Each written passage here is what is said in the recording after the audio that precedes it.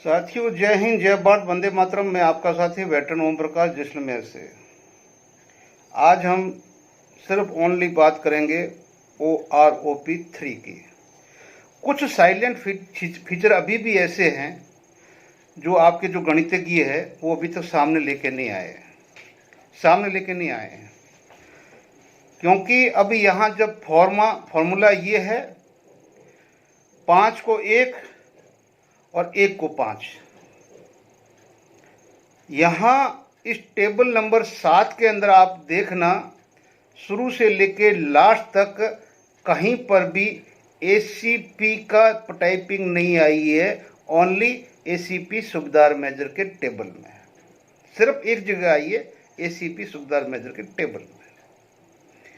दूसरा फैक्टर ये है कि ग्रुप X का जो सुबेदार मेजर है, अगर आज के दिन जिनको ऑनरी नहीं मिले वो सबसे भाग्यशाली है कि वो सारे सुबेदार मेजर अभी जो 33 साल नौकरी करके आए हैं या 32.5 साल करके आए हैं तो वो सारे के सारे ही, बाकी और भी किसी ट्रेड के, लेकिन जो विशेष तौर से जो एक्स पे ग्रुप वाले जो सुबेदार मेजर है उनके साथ में सबसे बड़ा धोखा हुआ।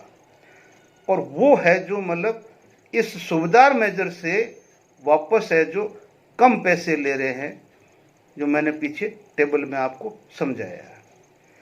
तीसरा कि ग्राउंड के अंदर आज के दिन जो पे स्लिप आती है जवानों की, वहां पे जो अभी नौकरी कर रहे हैं, पेंशन आते टाइम लास्ट में जो आपका PPO बनता है, उस PPO के अंदर पक्का लिखा जाता है एक नायक को जब ऑनररी हवालदारी मिलती है, लिख के आता है। ऑनररी हवालदार का पेंशन इसमें अलग से दिया।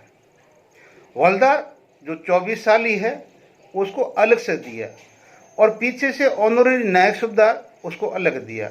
ACP1, ACP2 और जिनको 2-3 ACP लगी है या 2 ACP लगी है, उनको ये जो इसमें कहीं कॉलम नहीं बनाया गया। अब प्रैक्टिकली जो OR की है, मैं बोल रहा हूं, जो OR की है वो नायक और हवालदार की 5-5 रैंकें बन जाती है। 5-5 क्यों बन जाती है? कि दोनों की नौकरी 20 से ऊपर होती है, ठीक है ना, और 24 साल तक होती है, +2 26 साल तक होती है। 26 साल तक होती है। तो नायक 22 की जगह 24 कर रहा है और हवालदार 24 से 26 तक कर रहा है। जब कर रहा है तो आप सोचो कि उसकी पेमेंट अभी कहाँ, कितनी भागों में, अभी सर्विस के हिसाब से कितने जब उसके PPO जारी हुए हैं, तो एक तो हुआ है नायक के साथ में ऑनररी हवालदार का आपने इसमें दे दिया। दूसरा हुआ है हवालदार का, यानी कि उसको कुछ नहीं है, ओनली हवालदार है, जो कि आपके अपेंडिक्स जो एक एक्ट लगा हुआ है जो 1947 से पहले के, जैसे 94 का हवालदार है उसको है जो एक्स ग्रुप के अंदर जो वेटेज दिया है वो 24 साल का ही दिया, 24 ऊपर दिया ही नहीं है। यानी कि जो ये ऑनररी ACP FACP जो भी आए बाद में आए, तो जो 98 से पहले के जितने भी हवालदार है नायक के, वो सारे इससे आउट है। फिर ये 1 रैंक 1 पेंशन कैसे हो गई? भी हमें तो पीछे वालों को एक करना था। बात तो ठीक है, हमारी 70% जो 50 की थी, तो आपने ये बोला था कि जब आर्थिक स्थिति ठीक होगी, ठीक है ना, तो जो हम रैंक फिक्सेशन करेंगे उसके अंदर आपको बराबर कर देंगे। फिर आपने बीच में बड़ा अच्छा काम किया था कि जब सेकंड लेफ्टिनेंट आपने हटाया, क्यों कि डायरेक्ट ऑनररी लेफ्टिनेंट बन रहा है एक OR से आया हुआ सुबेदार, तो ये इनको कैसे सहन होता? तो इन्होंने बोला सेकंड लेफ्टिनेंट को हटा दो, अपना भी सीधा लेफ्टिनेंट बना दो। इन्होंने खुद गर्जों ने उस टाइम ये नहीं सोचा कि नहीं, यहाँ पर 2 रैंकें हैं जो लेफ्टिनेंट बन रही है, और दोनों ही रैंकें अलग अलग है, एक रैंक नहीं है, एक सुबेदार है, एक सुबेदार मेजर है, तो इनको भी बांट दो, स्प्लिट कर दो कि भी सुबेदार ऑनररी लेफ्टिनेंट एंड कैप्टन तक जाएगा, और जो सुबेदार मेजर है जो बाकी अशोक स्तंभ पहन चुका है वो वापस नीचे नहीं आएगा। अगर वो अपनी नौकरी करेगा तो subedar major honorary captain and honorary major तक जाएगा। आप एक रैंक उसको भी अप कर देते। गवर्नमेंट ने देना था, आपको नहीं देना था। लेकिन आपको तो मैं ये बोल रहा हूं ना कि अभी झूठ, सच्चा या झूठा, सोशल मीडिया पे बयान चल रहा है कि जनरल साहब ने, किसी ने भी स्टेटमेंट दिया, मैं नाम नहीं लेना चाहता हूं, कि एक जवान जेसीओ से 6 गुना ज्यादा वफादार डाइवर्ट, जो भी मतलब जो देशभक्ति एक अफसर में होती है। मार दिया ना आपने छक्का, और पूरे 97% फौज के ऊपर थप्पड़ मार दिया आपने, और पूरी सिविल की पब्लिक ने सुना, हिंदुस्तान की, वो वीडियो। शर्म नहीं आई आपको ये बोलते हुए कि भी कैसे मतलब आप 6 गुना ज्यादा मतलब देशभक्त हो, और जेसीओ जवान जो है वो 6 गुना आपसे कम देशभक्त है। धन्यवाद। अब इससे आपकी हमें पक्का पता चल गया कि हम कभी भी, पहले तो हम ये बोलते नहीं साहब हमारे अधिकारी है, हमारे अधिकारी है, लेकिन साहब ये चीज सुनने के बाद में किसी भी अधिकारी ने कंडेम नहीं किया, किसी भी सरकार ने उसके ऊपर ऐसा नहीं लिया कि आपने ऐसा कैसे बोल दिया। भाई आज फ्रंट में लड़ने वाले जवान जेसीओ वही तो सारे हैं क्या? एक यूनिट के अंदर 18 या 20 अफसर होते हैं, वो जाके आके लड़ लेंगे क्या? देशभक्ति 6 गुना ज्यादा उसके अंदर है, तो फिर उस यूनिट के अंदर से डेली या हफ्ते में 4 लाशें शहीदों की क्यों निकलती है अपने घर की तरफ? साल में अगर 2, 4, 5 अफसरों की निकलेंगी तो 100 जवानों की निकलेगी, एनसीयू की निकलेगी, जेसीयू की निकलेगी। किस चक्कर में हो?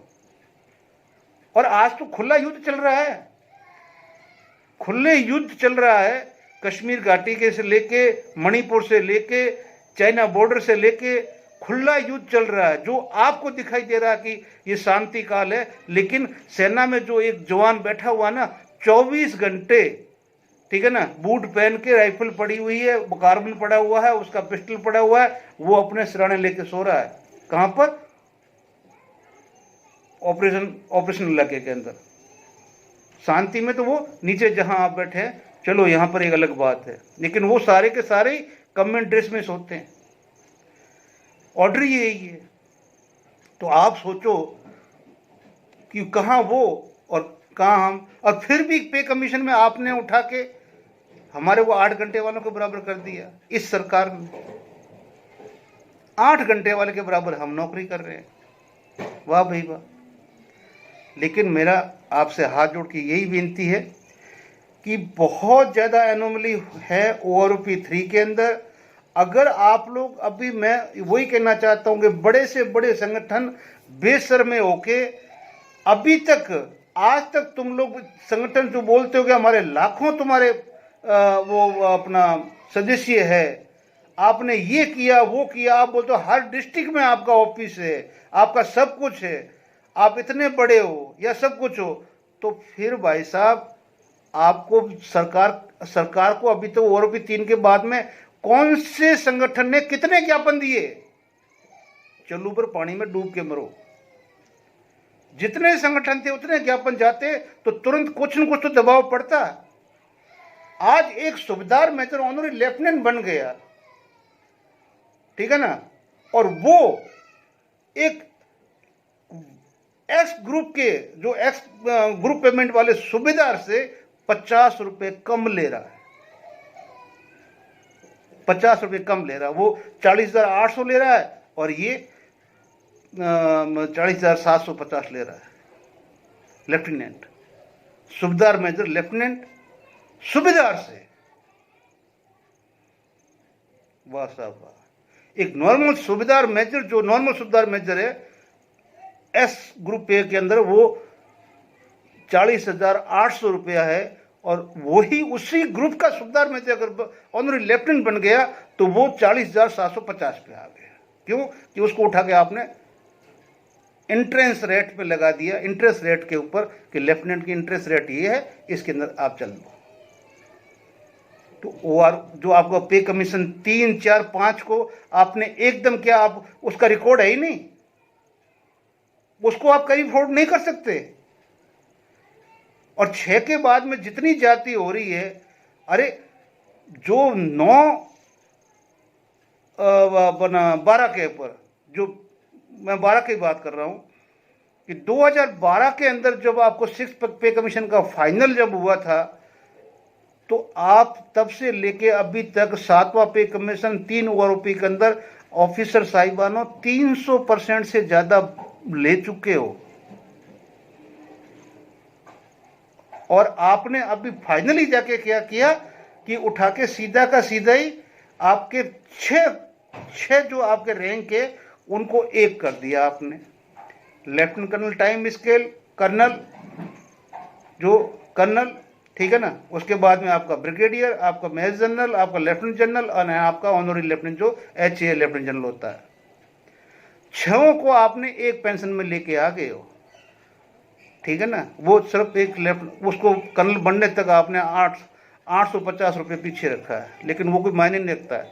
अब यहाँ आपके ले लो, अग्निवीर को आप उठा के पेमेंट दिखा रहे हो, 33,000 दे रहे हो, 20,000 बाकी काट के उसका मल्टीप्लाई करके आप पता नहीं कितना लखपति बना के भेजोगे। वहीं दूसरी ओर आपका जो शॉर्ट सर्विस कमीशन था वो 5 साल के लिए था। आपने धीरे धीरे बढ़ाते हुए उस शॉर्ट सर्विस कमीशन को, जो 5 साल में कैप्टन रैंक था, आज उसको लेफ्टिनेंट कर्नल रैंक तक आप ले गए और 14.5 साल आपने उसकी नौकरी कर दी।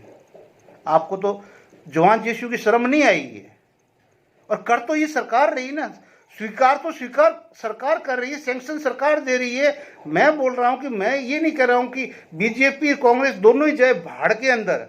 हमें तो दोनों ने लूटा है, मैंने बोला ना, दोनों ने लूटा बराबर। हम कोई, हमारे लिए न तो बीजेपी अच्छी है न कांग्रेस अच्छा है, हम हाथ जोड़ते दोनों को ही। और पॉलिटिक्स को पूरी को हाथ जोड़ते हैं कि जो हमारे कैरियर के साथ में खिला, मतलब वो मजाक करते हैं इन अधिकारियों के कहने से। अरे एक टोपी कुर्ती पहन के वो जीत के आया, अरे मोटा छाप दो, क्या खाक पता कि ये क्या टेबल है क्या नहीं, क्या बड़ा क्या घटा। तुम्हारे नीचे जो बाबू लोग बैठे वो बना के देते, तुम उसको सैंक्शन करते हो, ठीक है ना। तो कहने का मतलब है कि नहीं, ये एक दिन इस सेना में आग लगाने वाले तुम पूरे जो सीनियर अधिकारी लोग हैं ना, इनके जिम्मेदार तुम होंगे। आज सरकार तुम्हारी मान रही है, जितना मनवा के आप इनसे वायदा करवाना करवा लो। आपने 6 रैंक की 1 पेंशन करवा दी और यहां पर हमारी 1 रैंक की ऑनरी हवलदार, ठीक है ना, ऑनरी नायक सूबेदार, हवलदार ऑनरी नायक सूबेदार, ACP 1 ACP 2, 5 रैंक PPO में लिखी हुई आ रही है। टेबल के अंदर 3 रैंक की पेंशन दी है। तो आप इधर आप इनको बांट रहे हो। यहां एक सूबेदार मेजर, उसी ट्रेड का सूबेदार मेजर ऑनरी लेफ्टिनेंट 50 रुपए उस सूबेदार मेजर से कम लेगा। और अगर उसी ट्रेड का वो सूबेदार मेजर 33 साल नहीं करता है, 32.5 साल नहीं करता है, तो वो उससे करीब 5,500 रुपए कम लेगा। तो साहब, जब आपने हमारी नौकरी 4 साल कर दी है, सरकार ने 4 कर, ये आज से नहीं है, जब से आपकी पॉलिसी चलती आ रही है, 4 साल का ही एक सूबेदार मेजर का वेटेज है। तो 4 साल में अगर 20 साल में बना 24 में जाएगा। लेकिन जब उसने सूबेदार मेजर की कंप्लीट सर्विस कर दी, तो सूबेदार मेजरों की पेमेंट में फर्क क्यों? लेफ्टिनेंट बन गया तो लेफ्टिनेंटों की पेमेंट में फर्क क्यों? कैप्टन बन गया तो कैप्टनों की पेमेंट में फर्क क्यों? 2 ही कॉलम है ना, लेफ्टिनेंट कैप्टन। अब जो चाहे जब बनाओ, रैंक वीर कर ली, उस रैंक की 1 पेंशन होनी चाहिए, वो है 1 रैंक 1 पेंशन, ठीक है ना। 50 पेंशन बना दी 1 रैंक की, 1 रैंक 1 पेंशन दे रहे। अरे क्यों? आपको अपना लेना है तो अलग से बना लो ना, ले लो, ताकि जब हमारे आंखों के सामने नहीं आएगा, जब नहीं आएगा, आपकी टेबल नंबर 1 इसमें आएगी नहीं, तो हम भड़केंगे नहीं। हमें पता ही नहीं कि आपको क्या मिला क्या नहीं मिला। हम आपके पेमेंट के बारे में तो कभी आज तक कोई जेसी जवान कोई नहीं बोला आपको, चाहे कुछ भी है। MSP आपने 1550 ले ली, चलो ले ली, कोर्ट ने बोल दिया ये नहीं है, आगे फिर लड़ाई लड़ेंगे, देखेंगे। लेकिन आपने जो मारा है ना बुरी तरीके से, इसका फल ये देश भुगतेगा, ये सरकारें भुगतेगी। क्योंकि सेना का डीमोरलाइजेशन करने में जितना आप लोगों का हाथ है सरकार को मिसगाइड करने का। और आप लोग याद रखना, मैं नहीं कह रहा हूँ, वो मालिक मेरी अंतरात्मा में बैठा हुआ चीख चीख के कह रहा है कि बेटा चिंता मत कर, एक दिन इनसे भी हिसाब लिया जाएगा। जय हिंद, जय भारत। मिलते हैं अगले वीडियो में। साथियों जय हिंद। अभी इस ORP को 3 को समझने के लिए हमारे को ये पक्का एक बार समझना पड़ेगा कि भाई ये इन्होंने जो ये टेबल बनाई है इसमें भी थोड़ा सा लोचा जो आपको समझ में नहीं आएगा, और वो उन्होंने किया भी ऐसा ही है। इन्होंने जो रैंक ग्रुप हेल्ड बताया है उसमें 3 कॉलम बनाए हैं। प्री 73 जो हमारे ए से लेके B2S था, और पोस्ट 1973 ए से लेके B2E था, और उसके बाद में हमारा जो बाद में लास्ट का था से 97 के बाद में जो हमारा था मतलब ये XYZ, और उसके बाद में हमारा 2004 के अंदर इन्होंने कर दिया था X और Y। तो ये तो होगी ग्रुप की बात। अब इन्होंने आगे रैंकों में बांटा कैसे है। सिपाही को इन्होंने X और Y 2 ग्रुप में बांटा है, ठीक है ना। यानी कि सिपाही को आगे नहीं बांटा है टाइम स्केल में। अब जो वेटेज दिया गया है जो सिपाही का उस टेबल X के अंदर जो आर्मी का, वो 15 से लेके 22 साल तक दिया है, और 22 साल तक कोई सिपाही नौकरी नहीं कर सकता है। अब हमारा आर्मी का कोई सिपाही, ये देखो 20 की टेबल यहाँ ख़त्म होती है और 22 की आगे आएगी ना, तो 22 वाले की बताऊंगा, उस तक हमारा सिपाही तो कोई पहुंचता नहीं है 22 की, जो 22 की वेटेज तक पहुंचे, 22 तक वो नौकरी करे। एनी हाउ, अब हम आते हैं, दूसरा है नायक का। नायक क्या आता है, नायक में इन्होंने नायक का 2 ग्रुप बताया, ठीक है ना। Naik and equivalent, honorary naik and equivalent. दूसरा है नायक और नायक TS, ये 2 दिया है, ऑनरी नायक और नायक TS। इसके अंदर कहीं नायक के लिए बीच में यहाँ कहीं क्लाउज ACP का नहीं दिया है, ये 2 ही चीज़ दी है, और इसी के अनुसार आगे पूरी टेबल दी है। हवलदार को इन्होंने 3 ग्रुपों में बांट दिया। एक तो ऑनरी हवलदार, एक हवलदार जो एक्वल मतलब हवलदार है जिसको ऑनरी नहीं मिली है, और एक हवलदार वो है जिनको ऑनरी नेक्स्ट हवलदार बनी। यानी कि एक ऑनरी हवलदार जो है उसकी पेमेंट अलग है, एक एक्चुअल हवलदार है उसकी पेमेंट अलग है, और एक ऑनरी हवलदार जिसको नेक्स्ट हवलदार ऑनरी मिली है उसका पेमेंट अलग है। 3 ग्रुपों में इस टेबल में बांटा है। मैं क्यों बोल रहा हूँ, इसका आगे आएगा। और ऐसे ही इन्होंने एयर फिशर और ये वो इसमें डाला हुआ है, नेक्स्ट हवलदार को भी 2 ग्रुपों में डाला हुआ है, ठीक है ना। सूबेदार एंड इक्विवेलेंट को वो सेम ग्रुप में डाला है। सूबेदार एंड इक्विवेलेंट जितने भी है वो सब एक ही डाला है, उसको आगे वो कोई सूबेदार, मेजर एंड इक्विवेलेंट, ठीक है ना। तो अब मेजर एंड इक्विवेलेंट यहाँ पर उनको दिए कि सूबेदार मेजर जिसने अशोक स्तंभ लगा लिया है एंड इक्विवेलेंट, और यहाँ पर एक दी है कि सूबेदार मेजर जो सूबेदार ग्रांटेड ACP। अब यहाँ पर क्या है कि ACP 1 और 2 दोनों दिया, ठीक है ना। यानी कि अब आप देख लीजिए कि जो सूबेदार मेजर है उसको ACP 1 और 2 दिया, ऑनरी लेफ्टिनेंट कैप्टन को अपना एक ग्रुप में रखा है। आप समझिए मैं क्यों बोल रहा हूँ, इसका भी कारण आप अगली स्लाइड में देख लीजिए।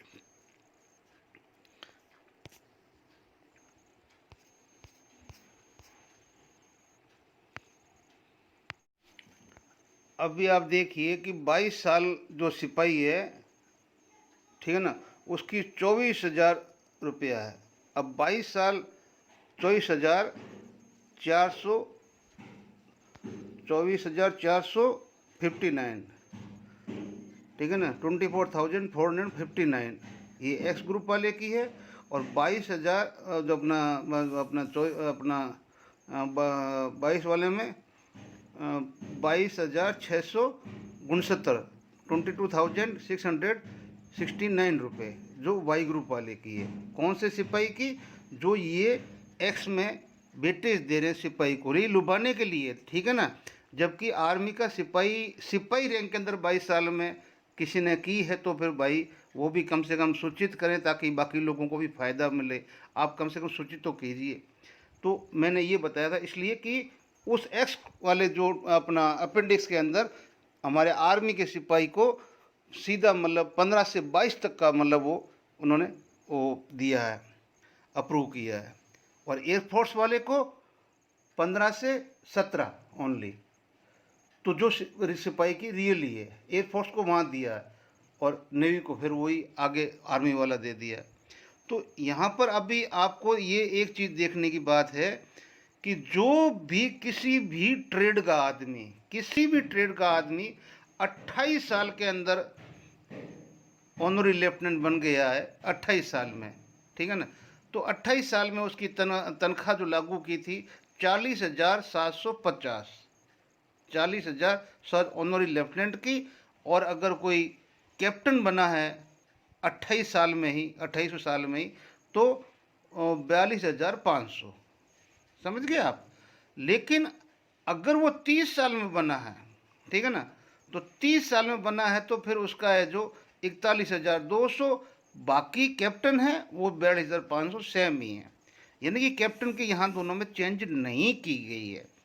अब कहने का मतलब ये है कि जब सेवंथ पे कमीशन में आपने लेफ्टिनेंट और कैप्टन दोनों को इंट्रेंस पेमेंट के बराबर कर दिया, यानी कि जो आपने पे कमीशन 3, 4, 5 के अंदर जो ऑनरी लेफ्टिनेंट कैप्टन की टेबल अलग हुआ करती थी, लाइन अलग हुआ करती थी, उसके अंदर उनकी हमेशा ही पेमेंट एंट्रेंस वाले से ऊपर होती थी।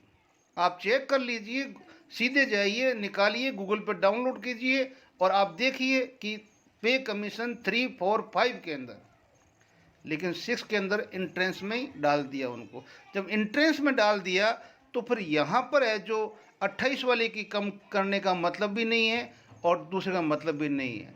अब यहाँ दोस्तों आगे हम और देखेंगे। आपने ये टेबल देखी, अब आगे और देखते हैं। ये टेबल नंबर 1 है जो कि अधिकारियों की है, ठीक है ना। और यहाँ पर सेकंड लेफ्टिनेंट तो इन्होंने हटा ही दिया था और उसके बाद में लेफ्टिनेंट। तो लेफ्टिनेंट का जो इन्होंने जो रखा है, तो अब आप देख लीजिए कि भी एक लेफ्टिनेंट को जो दिया गया है पेमेंट, वो 28 साल वाले को लेफ्टिनेंट को 40,750, ठीक है ना, 750, और कैप्टन को 42। ये इंट्रेंस में यहाँ पर मैं बता रहा हूँ आपको शामिल कर दिया है। लेकिन जो 30 तक गया है तो 30 वाले में 41,200 और 42,500, यानी कि ये जो 7th पे कमीशन में इन्होंने 6th पे कमीशन में जो दोनों की इंट्रेंस, यानी कि पे कमीशन 3, 4, 5 को अबलेस क्यों किया गया, जो टर्म्स कंडीशन उसमें हमारी पेंशन बनती थी ऑनरी लेफ्टिनेंट कैप्टन की, उसको क्यों अबलेस किया गया, उसको क्यों मतलब मिटाया गया। अब यहाँ पर एक चीज़ और आती है कि जहाँ ये सेकंड लेफ्टिनेंट एंड लेफ्टिनेंट, तो जब आप सेकंड लेफ्टिनेंट की रैंक हटा सकते हैं और अपग्रेड करके डायरेक्ट उसको लेफ्टिनेंट बना सकते हैं, तो यहाँ आप चाहते, आपके अगर सही मंसूबे होते हैं, आप अपने जवानों के बारे में सोचते कि जो 34 साल नौकरी करता है सूबेदार मेजर आज के दिन, पहले 32 करता था, अभी 34 करता है। मैं आर्मी की बात कर रहा हूँ, एयरफोर्स नेवी की बात तो नहीं कर रहा हूँ। एयरफोर्स का मास्टर वारंट ऑफिसर 15-15 साल तक करता है। एक कॉर्पोरल अगर नहीं जाना चाहता है तो 57 साल तक कर सकता है, सार्जेंट कर सकता है, ठीक है ना, वारंट ऑफिसर कर सकता है, सारी रैंक 57 साल तक है, ठीक है ना। लेकिन यहाँ पर जो सबसे बड़ी दिक्कत ये आ रही है कि हम आर्मी वाले रैंक की पीरियड जो है उससे बंधे हुए हैं। यानी कि अगर हमारा सूबेदार मेजर अगर मान लो अपनी अच्छी परफॉर्मेंस से, गेम से, शूटिंग से, या रेजिमेंट शूटिंग से, या सर्विस प्लेयर से, नेशनल प्लेयर से, इस तरह से ये अगर आगे बढ़ जाता है, उसको टाइमली प्रमोशन पहले मिल जाता है, कोई 22 में 23 में अगर सूबेदार मेजर बन जाता है तो वो तो 27 भी नहीं करेगा, पूरी 28 भी नहीं करेगा, उससे पहले निकल जाएगा। और अगर उसको ऑनरी आपने दे भी दी तो उसको देखो ना, आप अगर एक सेकंड लेफ्टिनेंट सूबेदार मेजर कोई बन गया, 20 में बन गया, 24 साल तक किया, तो 24 वाले जो लेफ्टिनेंट की आप करोगे सूबेदार मेजर की 39,300 रुपया। क्यों भाई? आपने उसकी नौकरी 4 साल की थी, उसने 4 साल कलर सर्विस कर दी, प्रमोशन लिया, अपनी मेहनत से लिया, किसी ने एडवांस प्रमोशन नहीं दिया उसको। ये उसकी क्वालिफिकेशन थी कि उसने अपनी इतनी मेहनत की, इतना वो अपना मतलब अपना जो कर्तव्य निभाया, इस तरह से निभाया, इस तरह से आर्मी को दिया कि उसको अपना एडवांस में प्रमोशन मिला। और अब इसका मतलब जो आज के जो ये स्वर्ण पदक लेके आ रहे हैं हमारे आज के सूबेदार मेजर है, ये तो 15 साल में भी निकल आएंगे, 20 साल में निकल आएंगे। अगर वो 20 साल में निकल आएंगे तो उनको कितनी मिलेगी एक ऑनरी कैप्टन को? ठीक है ना, 38,400 रुपये। क्या ये संभव है? लेकिन बढ़िया है। लेकिन यहाँ मैं कौन सी बात को इंगित कर रहा हूँ? मैं कर रहा हूँ उस बात के इंगित कि भाई जब आपने सेकंड लेफ्टिनेंट को हटा के लेफ्टिनेंट इंक्रीज किया, तब आप सूबेदार को सूबेदार लेफ्टिनेंट एंड सूबेदार ऑनरी कैप्टन यहाँ तक रखना था, और जो हमारा सूबेदार मेजर था उसको ऑनरी कैप्टन और ऑनरी सूबेदार ऑनरी मेजर देना था। एक रैंक आप उसको भी अपग्रेड कर सकते थे, ताकि यहाँ आज ये दिन देखने को नहीं पड़ते कि एक सूबेदार मेजर ऑनरी लेफ्टिनेंट वापस एक सूबेदार लेफ्टिनेंट के साथ में मर्ज किया जा रहा है। ये सबसे बड़ा अन्याय है सूबेदार मेजर के साथ कि 4 साल उसने एक्स्ट्रा नौकरी की, फील्ड में नौकरी की, यानी कि ग्राउंड में नौकरी की, 33 साल तक नौकरी कर ली, आप खींच के वापस अपने अपेंडिक्स के थ्रू वापस वो लेके आ रहे हो और उसको बोल रहे हो कि तेरी नौकरी तो इतनी है और तुम मैं जो ये इसके साथ में लोगे। अरे एक सूबेदार मेजर ऑनरी लेफ्टिनेंट, उसको वापस आप 30 में ला रहे हो, 30 में ला रहे हो, 32 में ला रहे हो, पता नहीं कौन कौन से टर्म्स कंडीशन लगा दिए, ये समझ से बाहर है।